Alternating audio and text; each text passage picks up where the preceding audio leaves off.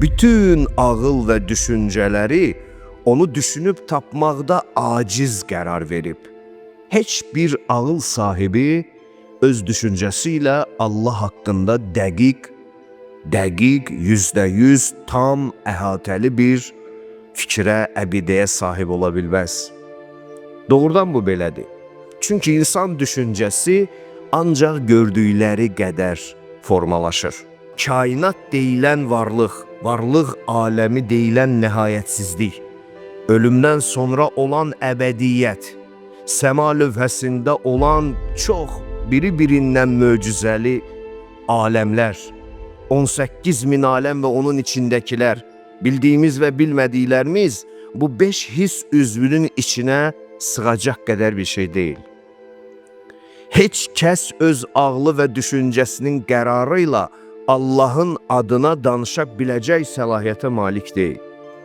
Əcəzəl əvham, vəhimləri, düşüncələri, ağılları, ehtimalları bu cür deyər, bu cür istəyər, bu cür qərar verər kimi bütün nə varsa o Allaha şükür olsun ki deyir, Allah bütün ağılları onu dərk etməkdə aciz qoyub.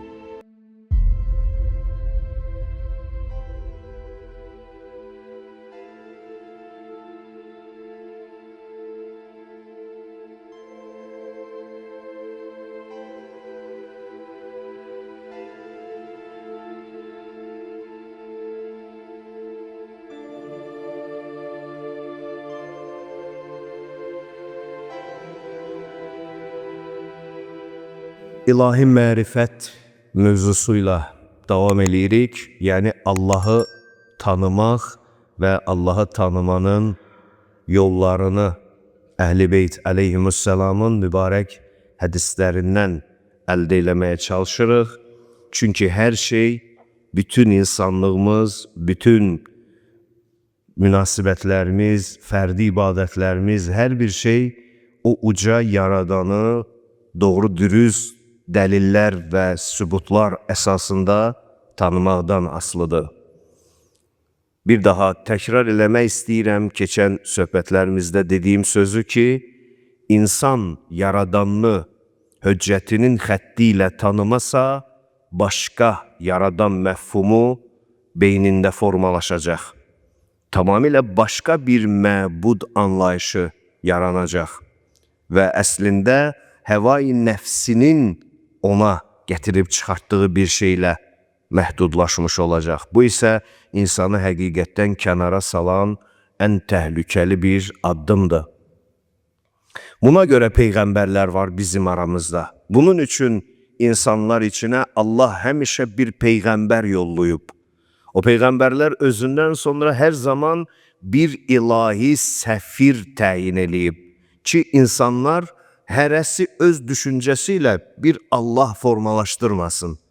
Onun adına hər nə gəldi danışmamış olsun. Onu düzgün tanısın ki, düzgün insan kimi yetişsin. Allah'a and verək, böyüklüyü xatirinə çalışdığımız qədər, bacardığımız qədər məsum xəttindən kənara çıxmamışıq. Ağlımız başımızda olduqca bundan sonra da çıxmarıq inşallah. Özü mərifəti ilə ruhumuzu zəngin eləsin inşallah. Əziz möminlər, Əmirül Müminin Mövlamızın bir xütbəsini tərcümə eləyəcəm sizə. Bunu İmam Baqir əleyhissalam buyurur ki, Mövlamız Əmirül Müminin əleyhissalam İslam Peyğəmbərinin vəfatından 9 gün sonra Quranı cəm etdikdən 9 gün sonra bu xütbəni oxumuşdu. Çox ecazkar, çox dərin, ilahi mərifəti özündə əks etdirən, dərya cümlələri ehtiva edən bir xütbədir.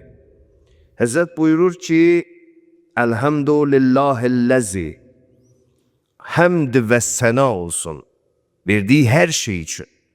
Şükür və həmd və səna olsun elə bir Allaha ki, əcəzəl əvham. Bütün ağıl və düşüncələri onu düşünüb tapmaqda aciz qərar verib. Heç bir ağıl sahibi öz düşüncəsi ilə Allah haqqında dəqiq, Dəqiq, %100 tam əhatəli bir fikrə, əqidəyə sahib ola bilməz. Doğrudan bu belədir. Çünki insan düşüncəsi ancaq gördükləri qədər formalaşır. 5 hiss üzvü var bizdə. Bizi yaşadan bizim həyat ustadımız birinci növbədə onlar sayılır. Görməkdir, eşitməkdir, dad bilməkdir, qoxu bilməkdir və toxunmadır. Toxunaraq hiss etmədir. İnsan bu 5 hiss üzvü ilə başlayır həyatda addımlamağa, böyüməyə, inkişaf eləməyə. Biz bundan başqasını hiss edə bilmirik. Bu real bir şeydir və biz bunun üçün günahkar da deyilik. Yəni, bundan artığını niyə bilmirsən deyə Allah bizə əzab da verməz. Allah Teala insanlara bu 5 hiss üzvü ilə həyatda ayaq üstə durmağı təlim verir. Demək olar insanın birinci həyat ustadı bunlar olur. Gördükləri qədər, eşitdikləri qədər, hiss etdikləri qədər. Amma kainat deyilən varlıq aləmi deyilən nəhayətsizlik, ölümdən sonra olan əbədiyyət, səma lövhəsində olan çox biri-birindən möcüzəli aləmlər, 18 min aləm və onun içindəkilər, bildiyimiz və bilmədiklərimiz bu 5 hiss üzvünün içinə sığacaq qədər bir şey deyil. Heç kəs öz ağlı və düşüncəsinin qərarı ilə Allahın adına danışa biləcək səlahiyyətə malik deyil. Əcəzəl əvham, vəhimləri, düşüncələri, ağılları, ehtimalları bu cür deyər, bu cür istəyər, bu cür qərar verər kimi bütün nə varsa o Allaha şükür olsun ki deyir, Allah bütün ağılları onu dərk etməkdə aciz qoyub. Və ən birinci məsələ insan elə hidayəti buradan tapacaq. Birinci növbədə özündən xilas olmaq bu deməkdir. Onun üçün ilahi höccətin zərurəti var, peyğəmbərliyə itaət etmək var. Özündən kənarlaşmalısan, öz qərarlarınla ilahi adına bir şey deməməyi öyrənməlisən, sonra ondan gəlmiş xəbərlərlə ruhu zəngin etmiş olmalısan. Yəni söhbət möminlikdən gedirsə bu cürdür. Əcəzəl əvhamə ən tənalə illə vücudəhu. Ağılları dondurub, yalnız onun vücudundan başqa onun haqqında heç bir şey bilə bilməz. O sadəcə insan özü özlüyündə bunu bilər ki, o var. Bəli, bir yaradan var, bir xaliq var. Mən bəzən çıxır da qarşıma, mən də insanım, göstərirlər ya mənim də telefonumu atırlar. Allah adından elə rahat danışan insanları görürəm. Elə rahat danışırlar. Allah belə istədi, Allah belə dedi, Allah belə otur dedi. Bunu eləyərsənsə sənə qəzəblənər, bunu eləyərsənsə sənə mərhəmət eləyər. Yəni o qədər rahat danışırlar Allah adına. Elə bil ki, bunlar da Allahın seçdiyi höccətlər. Bunlardır. Hamısı da öz həvai nəfsini danışır, inanın mənə. Hamısı da öz məhdud məntiqini danışır və salam. Özü bu cür başa düşüb, elə bilir xaliq də bu cür istəyir. Bundan böyük zəlalət yoxdur bu dünyada, möminlər. Yadınızda qalsın. Mütləq yadınızda qalsın. Peyğəmbərlərin bir daha təkrar edirəm, insanlar içində olması, onların insanlara istiqamət göstərməsi məhz birinci növbədə bu mövzunu müdafiə edir. İnsan özü öz qərarını yaradanın iradəsi kimi qəbul etməməlidir. Ən böyük zəlalət də budur. Peyğəmbərlər insanların bütün həyatına sirayət edə biləcək qədər çox geniş və zəngin bir şəriət sahibidir. Düzdür, dövrümüzdə indi biraz dəyişib, dünyamız fərqli olub, Peyğəmbərlərin fəaliyyət xidməti məhdudlaşıb, məscid qədər, ziyarət qədər, nə bilim, başqa-başqa məhdud bir şeyə çevrilib. Amma əslində, həqiqətdə onlar bu cür məhdud çərçivədə olsunlar və qalsınlar deyə yox idi aramızda. Onlar bizə bütün həyatın hər sahəsində yol göstərən insanlar idi. Yəni, Allahın içimizdə danışan dili, Allahın içimizdə görən gözü, Allahın içimizdə verdiyi ədalət qərarı, hamısı onların məsumluğu ətrafında dövr edir. Hamısı. Bugün də biz bir mömin olaraq bu məsələni çox ciddi müdafiə eləməliyik. Biri filan hacıdır, biri filan alimdir, biri filan görüntüsü var, birinin filan qədər arxasında insan var, birinin... Bunlar bilirsiniz, bunlar heç biri dəyərli meyar deyil. Bir meyar var. Kim Allahın sözünü Allahın doğru ünvanından deyə bilirsə, doğru olanlar bunlardır. Zahiri baxışlarla insan gərək allanmasın. Həmd olsun o Allaha ki, bütün fikirləri dondurub, yalnız onun vücudundan başqa heç nəyi bilmək olmur. Və həcəbəl uğulə ən tətəxəyyələ zatihi. Və bütün ağıllara onun zatının təxəyyülünə qarşı böyük hicab çəkib. Zatı, yəni vücudunun zatı, bir şeyin zatı olur da, Allahın zatının varlığını bilirik, amma o zata xəyalımız imkansızdır. Yəni, nə düşünə bilərsən onun zatı nədir? Bunları onun üçün danışıram ki, özümü də, ruhumu da, sizləri də yaxşı mənada tənbih eləyim. Anlayaq ki, biz kimin qarşısında hesab verəcəyik? Biz kimin qarşısında durub bütün əməllərinizi bizim kim hesaba çəkəcək? Bu, dünyavi məhkəmələrə bənzəmir, bu, başqa hakimlərə bənzəmir, bu birbaşa yaradanın özüdür. O nə qədər sənin ruhunda böyərsə, sən o qədər özünü bəndə olaraq hiss eləyərsən. Sən nə qədər ki, özün onun adına qərar verməyi düşünərsən, o qədər o sənin üçün cılızlaşar, nəticədə öz nəfsi və məbud olaraq itaət etmiş olarsan. Elə bilərsən ki, Allaha itaət edirsən. Bu, çox ciddi bir məsələdir, dostlar. Hər şey bunun başında fırlanır. Əvvəlül elm mərifətullah, Resul-i Əkrəm buyurur. Birinci bilgi ki, informasiya ki, insanın beyninə yazılmalıdır, o Allahı tanımanın yolları olmalıdır. Ondan başlayır sonra əxlaq, sonra əməl, o əməlin içində fərdi ibadətlər, ictimai münasibətlər, hər bir şey ondan başlayır. Yəni, o sənin beyninə necə yazılacaqsa, sən onunla addımlayıb gedəcəksən. Və buna çox diqqətli olmaq lazımdır.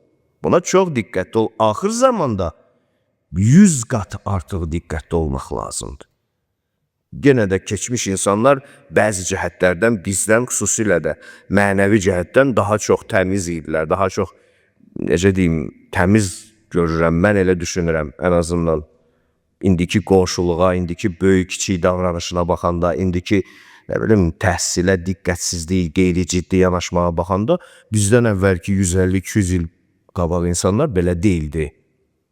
Onların bircə bizimlə fərqi vardı ki, telefonları yox idi, internetləri yox idi, belə aldadıcı şeyləri yox idi. Amma içlərində olan dəyər indikindən biraz daha güclüydü.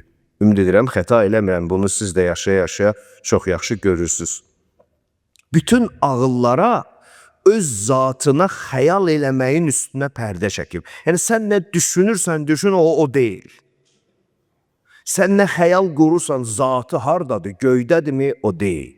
Zatı hardadır, yerdədirmi, o deyil. Zatı uzundurmu, deyil. Dördküncdürmü, deyil. Havadırmı, deyil. Nə tapırsan, o deyil. Tapdığın hər şeyin xaliqidir o deyil. Mən Peyğəmbərin sallallahu aleyhi və aleyhi və səlləmin ona gələn vəhiy energetikasının keyfiyyətini araşdırdığım zaman bir xəbər çıxmışdı qabağıma, hədis çıxmışdı. Çox gözəl, yəni titrətmişdi məni bu söz. Soruşurlar Peyğəmbər Əkrəmdən ki, sizə vəhiy gəlir. Vəhiy bir energetikadır. Vəhiy bir enerjidir, bir qeyri-adi bir şeydir. Onu göstərən heç bir nə tibbi, nə bir texniki aparat yoxdur. Necə hiss edirsiniz özünüzü? Sual verir. Həzrət buyurur ki, 2 cür Peyğəmbərlərə vəhiy gələr. Onların biri vasitələrlə gələr. Bu vasitələr çox olur. Biri Cəbrail olur, biri yuxu olur, biri bir başqa şey olur. Misal, Həzrəti İbrahim oğlunu qurban verməlidir. Hökmü yuxuda gəlmişdi ona. O yuxuda görmüşdü onu. Yaxud ağacın tərpənməsi, dinlənməsi ilə biri bir cür vəhiy almışdı. Bəzi Peyğəmbərlər Cəbrailin özünü həyatda görməyiblər, yuxuda görüblər. Bəziləri özünü görməyiblər, səsini eşidiblər. Müxtəlif cür gəlir. Peyğəmbərlər də öz sinifində mərtəbədir. Hamısı eyni cür deyil. Allahın qüdrətini sizə ifadə eləmək üçün bunu danışıram. İslam peyğəmbərindən soruşurlar ki, vəhyi necə hiss edirsiniz? Deyir, bəzi vəhiy belə gəlir bizə. Bəzisi bir vəhiy növü var ki, ortada heç bir vasitə yoxdur. Heç Cəbrail də yoxdur. Həmin vəhiy ən üstünü sayılır. O yalnızca İslam peyğəmbərinə gəlir, digər peyğəmbərinə aid olmayıb. Hədis qeyd edir ki, onu peyğəmbər hiss eləyəndə mütləq şəkildə qəşş edib yıxılıb yerə. Ayıq qala bilməyib, özünü idarə eləyə bilməyib. Yəni bütün kontrol itib, yıxılıb yerə. Bədənindən soyuq tər gedib. Yəni hətta kənardan baxan zaman həyat yoldaşı deyir, bir-iki dəfə biz görmüşük onu peyğəmbəri, öldü deyə təsəvvür yaranıb bizdə. Öldü ki bu. Canı çıxdı ki bunun. Həzrət sonra ayılır və ifadə eləyir. Deyir, beynimə çox ağır zingirov səsləri gəlir. Zingirov səsləri kimi bu ifadə eləyir də, yəni bizə başa salmaq istəyir ki, mən nə hallar keçirdirəm. O səslərin içində o qədər yüksəlir o səslər beynimin içində ki, ona tab gətirə bilmirəm. O məni yıxır yerə, amma səslərin içində mənə sözlər deyilir. Ayələr, qüdsi hədislər, vəhyin və peyğəmbərliyə gələn elm, hamısı onun içindədir. Mənə o gəlir, yıxır yerə, sonra ayılanda o beynimi ağırlığa salan zingirov səsləri itir, amma sözlər yadımda qalır. İndi sual verirəm özümə sizə, o səs Allahdırmı? Xeyr, o səsi də yaradan odur. O zingirov səsi Allahın səsidirmi? Xeyr, o səsin də xaliqidir. Yəni biz onun vücudundan başqa heç nəyi tapa bilmirik. Bizcə onu bilirik ki, var. Bircə onu anlayırıq ki, var. Amma nə tapsan odur deyə bilməzsən. Onunkudur deyə bilməzsən. Onun yaratdığıdır, onun feilidir, onun istəyidir, onun hikmətidir. Bəli, bunlar doğrudur. Yəni özüdür, zatıdır deyə bilməzsən. Çünki zatına düşüncə tamamən bağlıdır. Sənə bağlıdır, mənə bağlıdır, heç peyğəmbərlərinə də bağlıdır. Digər peyğəmbərlərinə bağlıdır, heç ən üstün olan Xatəmül Ənbiya sallallahu aleyhi və aleyhi və səlləmə də bağlıdır. Çünki Allah olan belə olsun gərək. O bu qədər böyük olmalıdır. Onun əzəməti bu cür olmalı. Amma bizim mollalar nə edir? Əhkamın biri bir qəpikdən, Allah belə istədi, elə otur, belə dur. Bu halaldır, bu haramdır. Bu olar, bu olmaz. Cəmaatı istismar eləyir, canını, əqidəsini. Ona görə heç kəs Allahı ciddi almır. Ona görə Allahın adı gələndə ruh tərpənmir. Başqasının qapısından Allah adına söz alsan, elə başqalarının əlində qalarsan. Necə ki İmam Sadiq əleyhissalam deyir, hər kim dinini Allahın göndərdiyi kitab və hüccət bərabərliyindən əldə eləsə, dünya dağılsa imanından əl çəkməz. Möhkəm yerə sarılıb axı. Amma deyir, hər kəs onun bunun fikri ilə din əldə eləsə, balaca küləyə istədiyin istiqamətə əsəcək, fırlanacaq.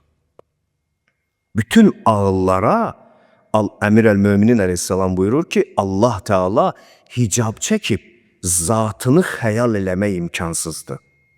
Düşünə bilməzsən o zatı. Bu cürdür deyə bilməzsən. Niyə? Fi imtinaiha minəşşibhi və şəkim. Oxşamaq haramdır ona, zatına. Şəkilləndirmək qadağandır, imkansızdır onun zatını. Yəni bir şəkil verə bilməzsən ona. Deyə bilməzsən, o ağdır, qaradır, çəksi var, yoxdur. Nə bilim, 4 bucaqdır, 3 bucaqdır, səmadadır, yerdədir. Heç bir şeyi ona nisbət verə bilməzsən. Hər şey onun yaratdığıdır. Görün biz kimin qabağında, nə ilə, həyatımızla necə oynayırıq, xəbərimiz də yoxdur. Zatı fərqlənmir, hissələrə bölünmür, hissə olmur onun zatı. bütün əşyalardan ayrıdır, amma bir məkanın o biri məkandan ayrı olduğu anlamında deyil. Yəni nəyə baxsan ondan ayrıdır. Deyə bilməzsən, onun tərkibi var. Allahın tərkibi var. Xeyr.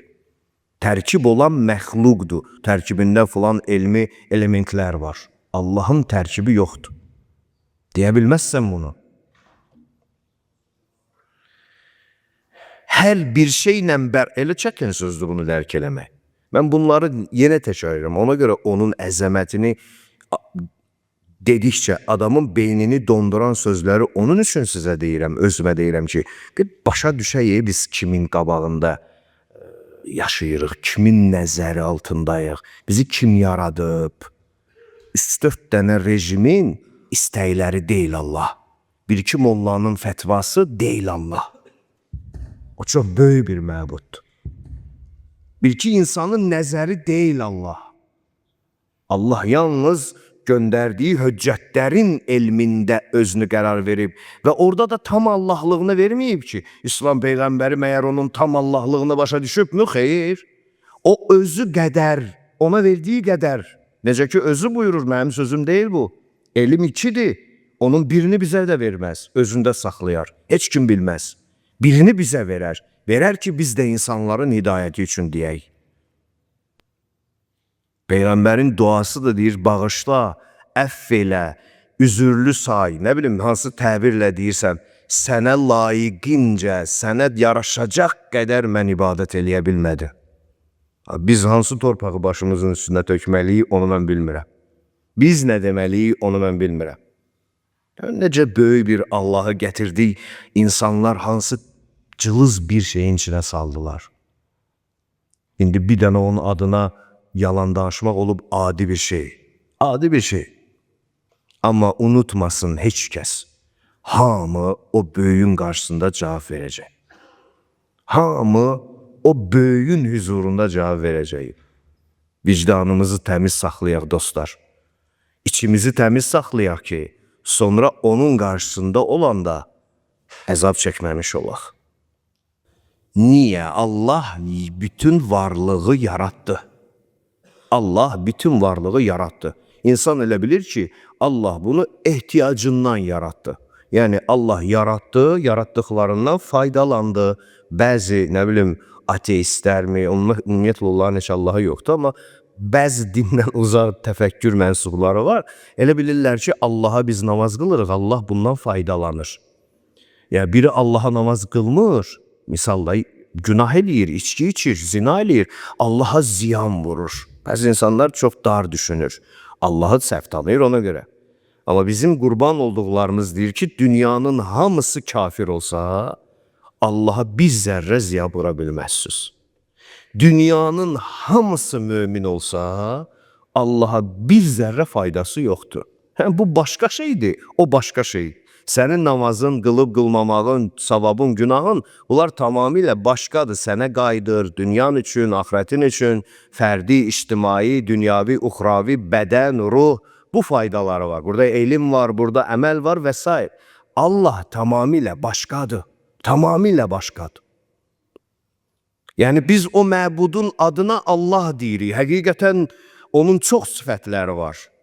Çox sifətləri var, ona deyirik, ruzi verən deyirik, səbir sahibi deyirik, öldürəndi deyirik, dirildəndi deyirik, çox adları var. Amma hamısı gəlir vahid bir qüvvənin ətrafında dolanır. Onun üçün imamlar deyir ki, biz adları divara yazıb ibadət eləyənlərdən deyirik. Biz o adların arxasında olan şəriksiz, gözə görünməyən qüvvət sahibinin qarşısındayıq. Onun qarşısında ibadət edirik. Niyə yarattı bunu? İmam Cəfər Sadiq əleyhissalam buyurur ki, Allah heç bir zaman nə yaratmışsa onu boş və səbəbsiz yaratmayıb. Nə yaratmışsa. İnsandan tut, sürünənlərə qədər, dünyadan tut, axirətə qədər, yerdən tut, səmaya qədər, nə yaradıbsa, nə xəlq eləyibsə, hər birinin bir mənası var. Hər birinin bir hikməti var. Hər birinin bir elmi əsasnaməsi və açıqlaması var. Və heç birini də boşu-boşuna buraxmayıb. Xəlq edib boşuna buraxmayıb. Yaratdım get, xeyr, istiqamət verib, yol göstərib, necə deyim, hidayət qaydaları qoyub, hər biri üçün. Birinci səbəb budur yaradılışda. Baxın, hər şey əslində özünə qayıdır. Biz də belə. Biz də onun özünə qayıdış üçün varıq. Xələqəhum yaratdı hər bir şeyi li izhari qudrətihi. Öz qüdrətinin zahir olması üçün. Yəni nəticədə bütün yaradılış Xaliqin qüdrət nişanəsidir. Hər şey. O nələrə qadirdir. Yadınızdadır, qardaşımızın bir çıxışı var, sonra uşaqlar kəsdi, paylaşdı sosial platformada. Belə bir söz demişdim ki, misal, sənə bir dad bilmək qabiliyyəti verib Allah. Onu onun üçün verib ki, onun sənə nə nemətlər verə biləcəyini göstərir. Yəni cənnətin olduğunu sübut edir, misal. Ağrı, acı da var bədənində, o da cəhənnəmin və qəzəbli tərəfinin də olduğunu göstərir sənə. Yaradanın tərəfləridir, qüdrətini izhar edir bu cür səylə. Əmir əl-Möminin əleyhissalam buyurur ki, o cisim deyir ki, gəlsin otursun qabağında. Bəzi insanlar var, hətta bəzi müsəlmanlar var, inanın mənə. Elə bilir ki, öldü, getdi, o tərəfdə Allah bunu gözləyir. Salam mələküm, xoş gəlmirsən, mən sənin Allahın, sən də mənim bəndəm. Yəni biz səni, sən məni necə görürsən, o elə bilir ki, elə görəcək. Nə qədər aciz insandır və yaxud nə qədər Allahı çox aciz tanıyır bu, nə qədər cılız bir məbuda ibadət eləyir bu. Elə bilir ki, o tərəfə getdin, Allah sənin gözləyir, görəcəksin. Xeyri bir aləmə keçirsən ki, oranın da Allahu Ekber. Oradan danışsaq, nitqimiz quruyar, iştahımız kəsilər. Arada oxuyun o şeyləri. Orada nələr var? O tərəfə keçəndə nələr var? Hamısı hədislərdə var, hamısı var hədislərdə. Bu oyunbazlıq dinini qoyun qırağa biraz. Sizə demirəm ha, ümumi danışır. Bu musiqili, əyləncəli, olu-bulu, klipli-milipli dini qoyun qırağa bir ciddi, məsumun ciddi təqdim etdiyi ciddinlə məşğul olun. O yanında görəcəksiniz orada nə var, nə yox. Onu da hiss edəcəksiniz. Allah o gücü də verib sizə, bizə. Biz ona görə bədbəxt olmuşuq ki, oynayırıq və biz dinlə oynayırıq. Halal haramdan oynayırıq. İstədiyimiz şeyləri halal eləyirik, istədiyimiz şeyləri haram eləyirik. Əşi bu olar, əşi o olmaz, belə. Yəni dünya, üslub dünyadır, zahirdə adı dindir. Eyni dünya. Amma zahirdə adı dindir. Nə qəşəng, nə əla. Həzrət Əli Rəssamın dediyi sözdür. Dinimiz dünyamız üçündür. Budur, buna deyərlər. Bir də var, insanın dini həqiqətlərə çatmaq üçün olur. Yəni, sirlərə arif olmaq istəyir insan. Allah bizim hamımızı Peyğəmbər, Ali Peyğəmbərin qapısında belə böyük mərifət sahibi eləsin inşallah. Birinci budur. Birinci budur ki, qüdrətini göstərir. Yəni, mən bacarırım, mən buyam. Mən kəlməsini ifadə eləmək üçün yaradır. Və ondan başqa bütün varlığa mən kəlməsi qadağan olunur. Çünki bir tək mən deyə biləcək və bunu doğru ola biləcək özüdür. Özü deyə bilər mən. Özünə yaraşır kibir. Təkəbbürlü ola bilər yalnız o. Əcəb eləyər, haqqıdır, necə deyərlər. Özü yaradıb, özü de, amma sənə mənə yaraşmır olmaz. Sənə mənə xəstəlikdir o. Ziyandır ruhumuza. Deyir, kibiri olan zərrə qədər qəlbində kibiri olana mən əzab verərəm. Yəni kimsə özünü kimdənsə üstün biləsə. Və Allah yaradıb ki, yaratdıqlarına ona itayət etməsi üçün müxtəlif təkliflər qoyub.